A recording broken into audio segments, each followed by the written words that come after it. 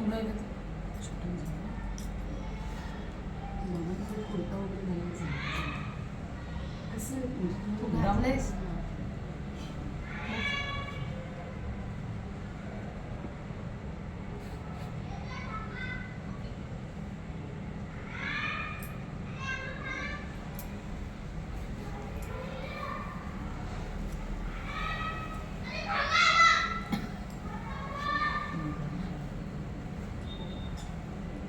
सातच्या बॅचला पोहायला होते बघा 6 उठून सकाळी घातला तेच का आता समोरचं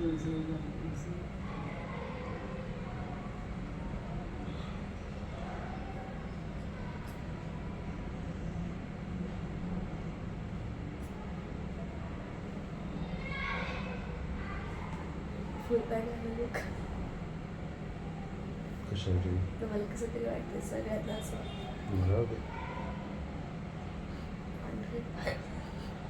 सुरुवाला वेळ आहे करू सुरुवात हो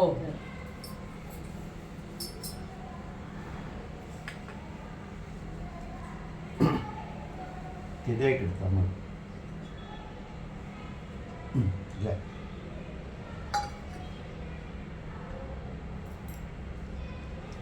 फोटोही काढा ना मोठीचा जर असं सगळं बसले बसायचं फोटो काढून मला टाकून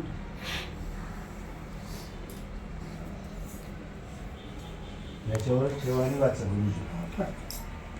कुंपट पण काढायला संवत्सर फलम सजयते सिंधूर वदनम देव यत्पाद पंकज स्मरणम वातारमणी रेवतम नाव कळते ना त्यांचे प्रारंभी श्री गजाननाचे स्मरण केले असता सूर्योदय होतात ज्याप्रमाणे चमीर समूहांचा नाश होतो त्याप्रमाणे सर्व विघ्नांचा नाश होतो तो सिंधूर वदन देव उत्कर्ष पावत आहे नत्वा गणपतीं खेटान ब्रह्मा विष्णू शिवात्मकान संवत्सर परंतु सर्व कामार्थ सिद्धये सर्व कार्याची सिद्धी होण्याकरता श्री गणपती ब्रह्मा विष्णू आणि महेश्वर यांना नमस्कार करून संवत्सरात सांगतो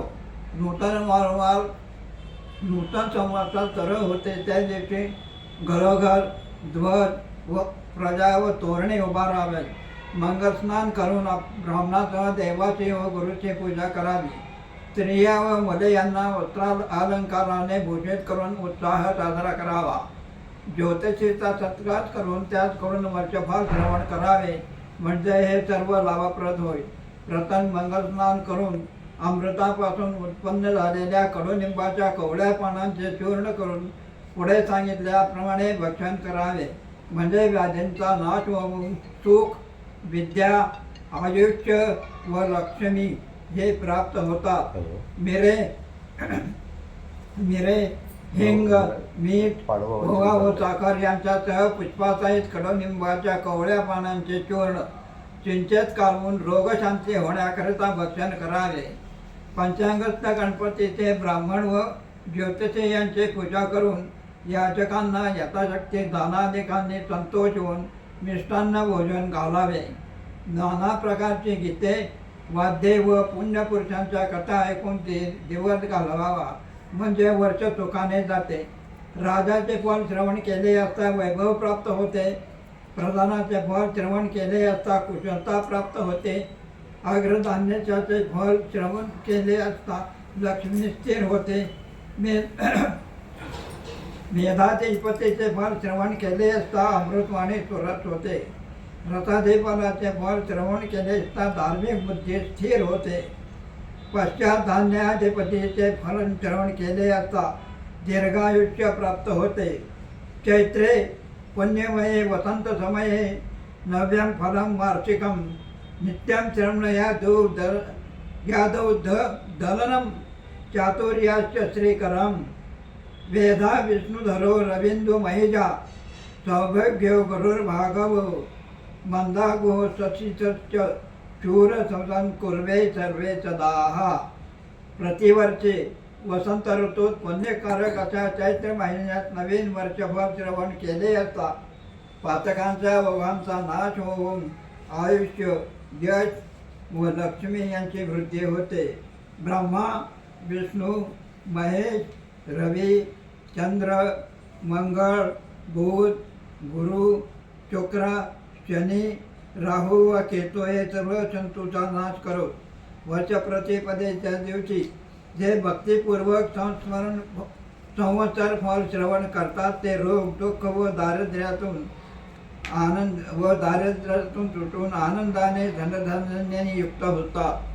सूर्य तुमच्या आरोग्याची वाढ करो, चंद्र यशाची करो, मंगळ ऐश्वर्याची करो, बुध बुद्धीची करो, गुरु हा गौरवांची व शुक्र कोमल वाणींची वाढ करो. शनी आनंद व राहू बाहुबल देव आणि केतू तुमच्या कुलाची उन्नती करो.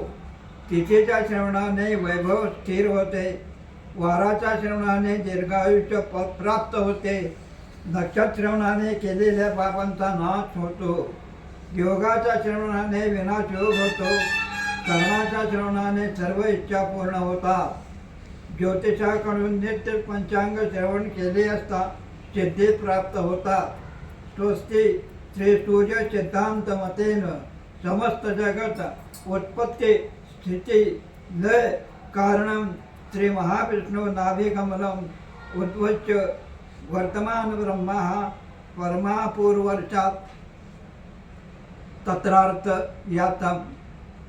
उत्तर पंचांग षट्धे प्रथम मासे प्रथम पक्षे प्रथम दिवसे त्रयोदश घटिका द्विचत्वारिंशत् उन्नती अक्षरत्रयंच गतम. श्री सूर्य सिद्धांत मनाने जगाच्या उत्पत्ती, संरक्षण व लय यांना कारणीभूत असलेल्या श्री महाविष्णूच्या नाभिकमलापासून उत्पन्न झालेल्या ब्रह्मदेवाचे आयुष्य 100 वर्षाचे आहे.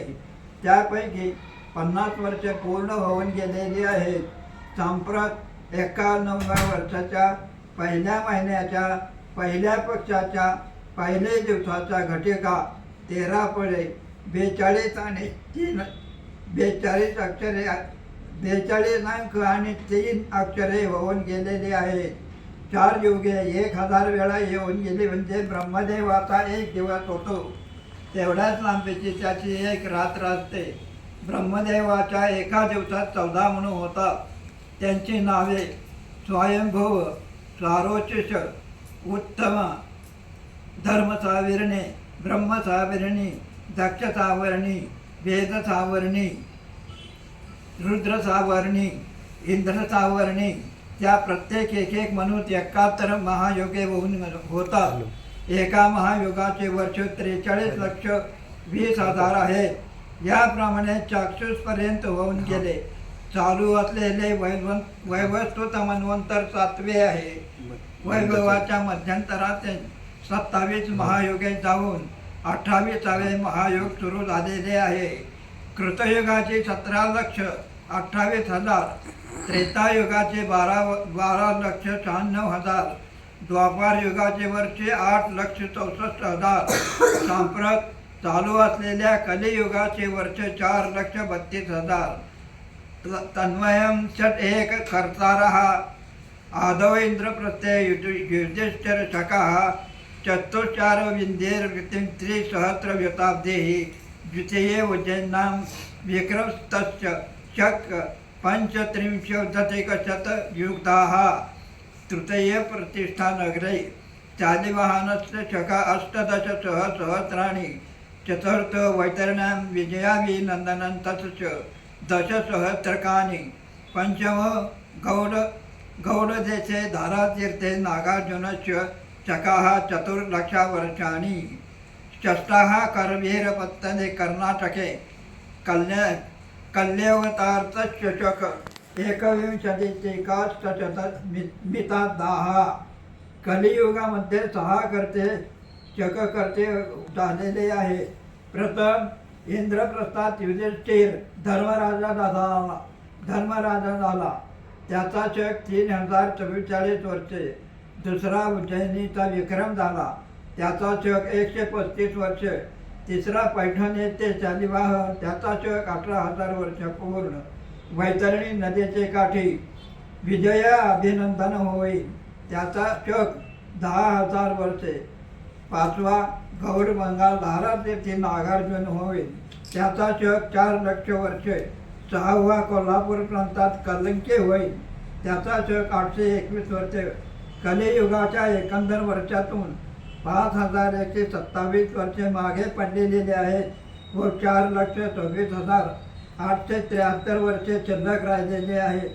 असे स्वस्ते मंत्र विक्रमार्क समयातील गुजराती संवाद 2082, पिंगलनाम संवत्सरे मारवाडी संवाद 2083, कालयुक्त संवत्सरे तथाश्री मंत्रोच्चारी वांशके 1948, पराभव नाम संवत्सरे. राजा गुरु आहे, मंत्री भाऊ, कोषाध्यक्ष शुक्र, मेधादीप चंद्र, पूर्व समस्याधीप गुरु आहे. सेनायुगे द्रव अपराधी चंद्र, छत्रधन क्षेत्रमानाधिप गुरु. रथाधिपती शनि, आज्ञाधीय चंद्र, मध्यपश्चात न्यायाधी शिक्षक बुधः, निरशेष गुरु. व्यापार फल खेटक प्रताप नाम सिंह. शनि व्यवहार वस्त्र कानस्थानामिप चंद्र, नगराधीप चंद्र, सर्वेशाधीप गुरु इत्यादी 18 संवत्सर फल आहे. अन्य धान्य अधिकम जल अल्प भूभृता भवन्ति युद्ध मनपल्वकम. शालचानो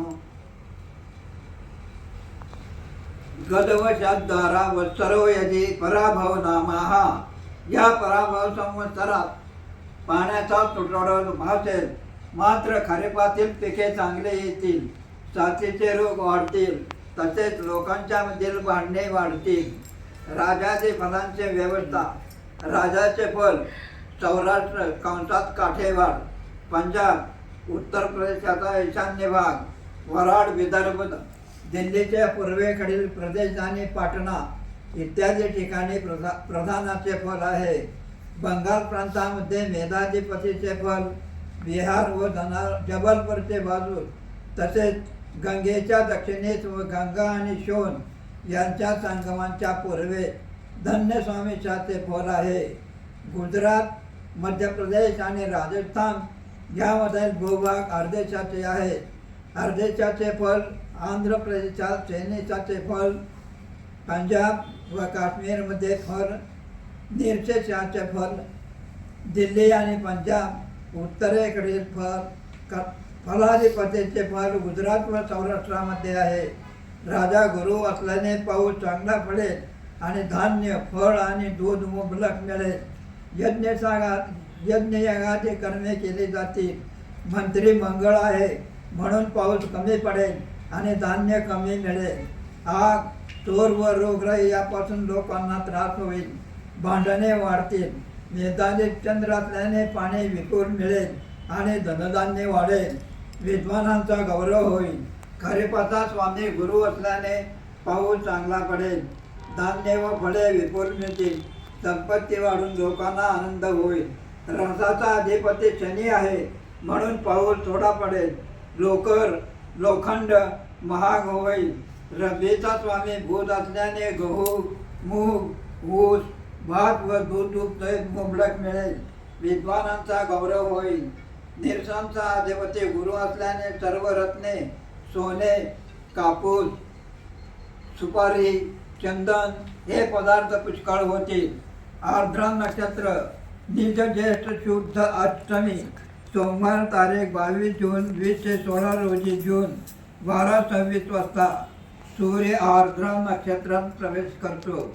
त्याचे फल धान्य व कापड पुष्कळ होईल, धनधान्य वाढेल. यावर्षी काल नावाचा मेघ असल्याने पाऊस कमी पडेल. रोगराई वाढून लोकांना दुःख होईल. यावर्षी तक्षक नावाचा नाग असल्याने पाऊस मध्यम पडेल, भांडण तंटे वाढतील. पशुपालक गोपाल श्रीकृष्ण कृष्ण भावना भाविक वरा आहे म्हणून जनावरांना आनंद होईल. धन्य वाढेल, धनधान्य वाढेल, दूध दुभते भरपूर होईल. मेधाचे निवास माळ्याच्या घरी असून रोहिणी नक्षत्र समुद्रावरती पडलेले आहे. त्यामुळे भरपूर सृष्टी होऊन धनधान्याचे प्रमाण वाढेल. यावर्षी 3 आडक म्हणजे पर्जन्यमान मध्यम असून त्यापैकी 6 भाग नद्या व पर्वत यावर आणि 4 भाग भूमीवर याप्रमाणे इंद्र वर्षाव करेल. तिथीच्या श्रवणाने लक्ष्मी प्राप्त होते. वाराच्या श्रवणाने आयुष्याची वृद्धी होते. नक्षत्राने पातक जाते. योगाने रोगांचे निवारण होते. कर्णाच्या श्रवणाने चिंतित मनोरथ सिद्ध होता. सर्वांच्या श्रवणाने नित्य गंगा स्नानाचे फल मिळते. हे शुभकारक वर्षभर संवत्सर आरंभाच्या दिवशी जे भक्तीने श्रवण करतील ते वर्षभर सुखी होतील. इति संवत्सर फल संपूर्ण श्री गजाननार्पणमस्तु. शुभम भवती. म्हणजे पाऊस खरेपणा चांगला आहे. कमी असला ना तरी खरीपाला पाऊस भरपूर पाडून म्हणून सांगितलंय. आणि खरीप झाल्यानंतर जो येतो वर्ष होतं उन्हाळ्यात पाणी भरपूर आहे. अच्छा.